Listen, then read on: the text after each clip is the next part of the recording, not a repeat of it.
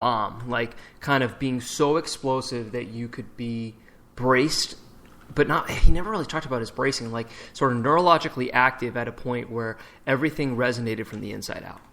Started from the nerves and then went to the inner layers, and basically like just like a bomb ignited from the inside that just pressure builds out and it, creates explosive movement. And I think you guys are experiencing that now. I'm so happy to hear it's working, because I love to pass it on to different communities and see how they experience it, right? Because an older, what's sort of like your age range right now? Oh, it's expanded. It used to be 30 to 55, but now it's like 20. No, I have a 16-year-old. 16 to like 72. Okay. So very broad range and very broad interest, but people who are now interested in probably the gamut from kind of kicking ass in their life and being well and well-rounded to things that they're just passionate about and enjoy, but obviously none of them are competitive athletes. They're competitive in things that they enjoy in competing in, but seeing how they experiencing it versus a 12 to 18-year-old athlete versus a 24-year-old athlete versus what I mean? It's just a very interesting, and it kind of shows you that, the human physiology is the human physiology, but, and I think internally, I think starting from a very common ground, and then the external might be more unique because of the biomechanical factors of the different limb lengths and things like that. But I mean, really the inside is the same. So, so I think that kind of gives you a universal starting point. I think so. I think, what you're saying with my demographic, it was funny though. I don't know how many 16-year-olds are like this, but the 16-year-old walks in. I'm like, so why do you want to train? He's like, I want to train for life. I'm like, welcome to Train Life Fit. What? It was the funniest thing. And he was like, yeah, I did football, and my coach would just yell things at me. I'm like, head up and lead up with your chest and do this on squats. And it never made sense to me, and I just kind of strained myself and hurt myself, messed up my trap, messed up my hip. I was like, all right, let's reset everything. And we did. And he's like, wow, this was like so much more gratifying to focus on the movement rather than focusing on like some end goal. Right. And I think that's a part of the wellness journey, but also a part of you find it with across the board, people are impatient. Yeah. And you got a good story about that. Yeah, but impatience, when directed and channeled, can be positive, but it's kind of in the sense that you should be impatient with the way that you move, in sense that you are so passionate and in love with the fact that being impatient to make everything crisp and perfect as best as you can for your biology, or not biology but for your mechanics, that you're so focused on movement quality, but being patient with the loads, because people get impatient with the number. My number didn't go up, but the ease with which you executed it, obviously has changed. Yeah, and that's true. It's kind of being impatient with how well you're doing it instead of being impatient with the load. Yeah. Yeah, there's layers of progress. There's so many ways you can measure progress, and people tend to measure it. It needs to be sustainable. Yeah. Like your progress needs to be sustainable, and if you're impatient, it's not sustainable. Yeah, exactly. And then you're no longer resilient to even withstand a new load or a new movement, for that matter, because you have no kinesthetic awareness of what's going on. Yeah, no, I totally agree, and that's so funny that you mentioned that impatience, because I notice it with even people in class, and I have to stop the whole class. Like, all right, guys, stop. Let's just kind of reel it back in for a little bit. You guys are doing great at this, and this, but you know what? There's one thing I keep noticing is, let's just slow it down. Let's take it up a notch. Y'all are doing fine. You don't have to rush through this. I know you want to be badasses. You already are badasses. They're like, oh, okay. Okay. Badass. You're already badass, but just focus on these two things. That's all I want. And they all do it oh, okay. I can feel it now. I feel it. I feel so much better. I'm like, good. And then when it comes to the next set, all right, let's go. And they go up and they get impatient again. It's this constant cycle. They get that like ounce of confidence, but then they forget what they did to get the confidence. Right. And it's like it's adorable in a way. It's like, wow, they're so excited about this one thing. Like that's amazing, you know. But at the same time, it's like connect to that one thing over and over and over, and that can be a challenge to get people to reconnect when they get so like impassioned. Yeah, yeah, it is pretty great. But actually, switching gears a little, what's going on with you? Sort of like your personal. I wanted to kind of touch base and see, like, are you working on anything in your health, wellness? Sort of like, are you trying some different things? Yeah. Because I think I'm trying a whole bunch of different things and wanted to see what you were personally doing. Yeah, you know, I for a while began to, with my current lifestyle, I decided to fast some days. Mm-hmm. And I'm really liking it a lot. Like, you know, on days that... What type of windows? Windows, you mean like what? How many hours? Yeah. Probably from, let's see, in the morning, well, it's not really a full fast. It's more like I do my macros, a little bit of butter, and maybe a few berries. And then I fast from like 6 a.m. because I wake up at like 4 or 5 a.m.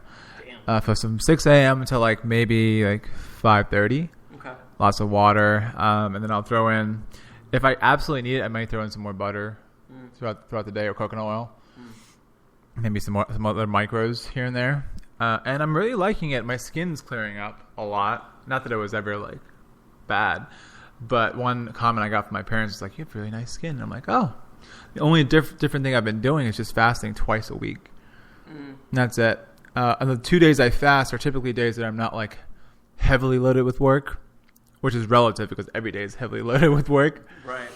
But that's been something I really enjoy. But another thing I've been doing is napping more, like a lot more. So if I have any like time frame where I have a break, even if it's 15 minutes, I'll take like a 10-minute nap. And just by nap, I don't mean like a deep sleep. It's like a breathing nap. Okay. Eyes are closed. Only focused on breath. Only focused on just like letting go. The focus is letting go. So any tension, any holding patterns, let go. Any thoughts, any stress. Right. And if that puts you down, it just puts you down. But if it doesn't, it's still the reset. Yeah, exactly. And it's just, my main thing I realized over the past few months has been I was so sympathetically driven every single day.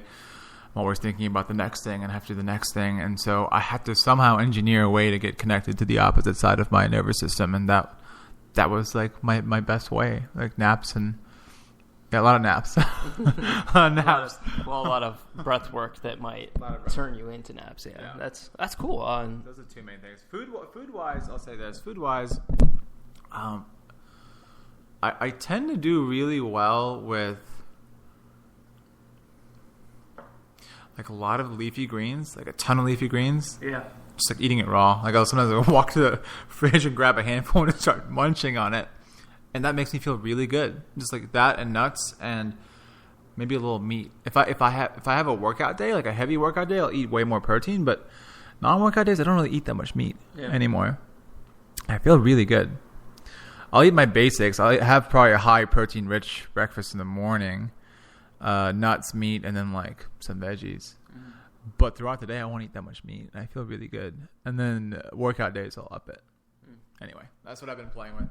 Are you doing like a carbohydrate at night then? Or are you doing like almost no or low? Pretty low. I pretty much carb load. Well, I don't want to say carb load. I'll probably carb up, so to speak, at night. So I'll keep it pretty low. And that keeps my body fat at a happy place where I don't feel bloated or like depressed because I'm not eating enough carbs. It's like the perfect amount. I eat a little more than I load up pretty much at night. So I have a little more sweet potatoes, a lot more rice, whatever I need, and I feel good. Yeah. Cool. That's very much like Warrior Diet. Yeah, it is like Warrior Diet, by Ori Hofmeckler.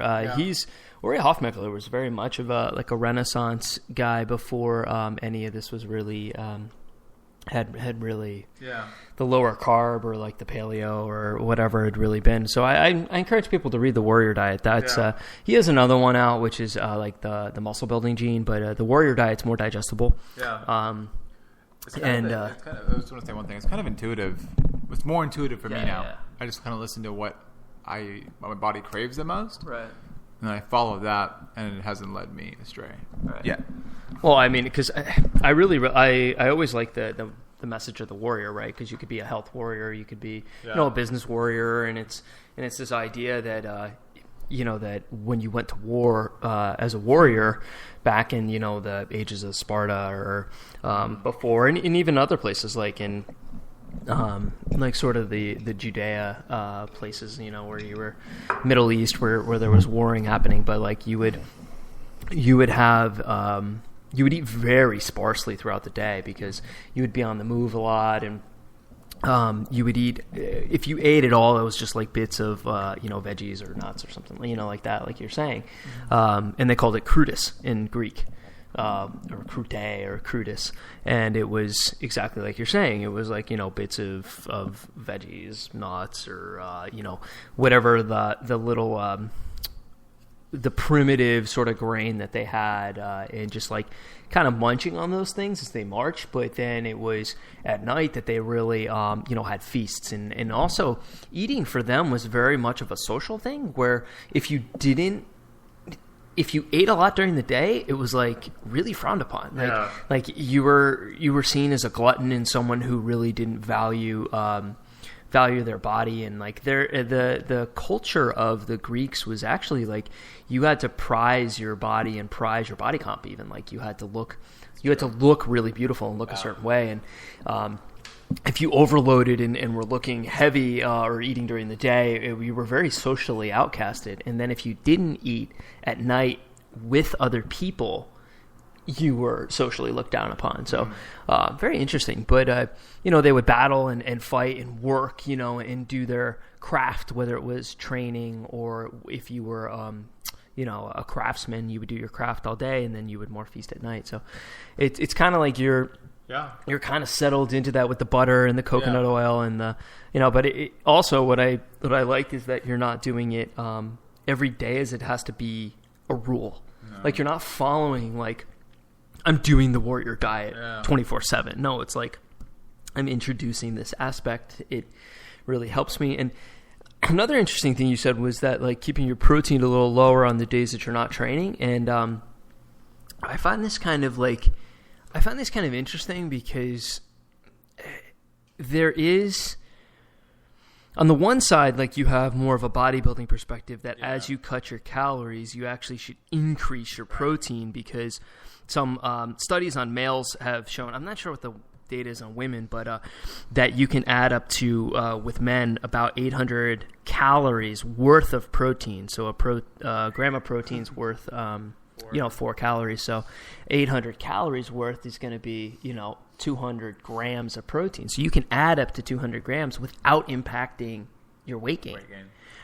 Because of what's called the thermic effect of protein, which is that like it costs a lot of energy and calories to break apart protein because it's got nitrogen in it. Right. But in that way, from the inflammation health perspective, which is reflected in your skin, and now that you mentioned it, your skin does look really good. Right? Nice, very glowy. I love it. Very pretty.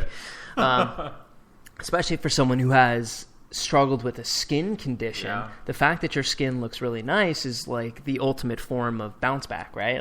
Like you're really, I'm sure that feels really satisfying. It is.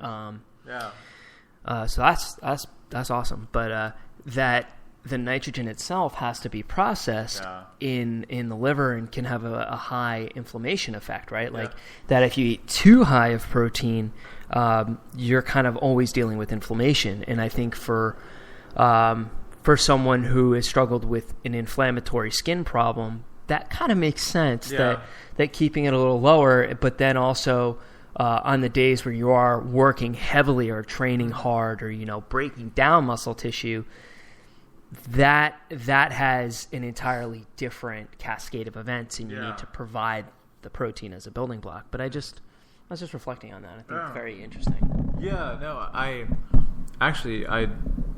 followed some, I forget which diet this was. I think it was a combo of the Warrior Diet and someone else. Was it Ferrugia's? It could have been Ferrugia's. I'm not sure. Renegade diet? I think so.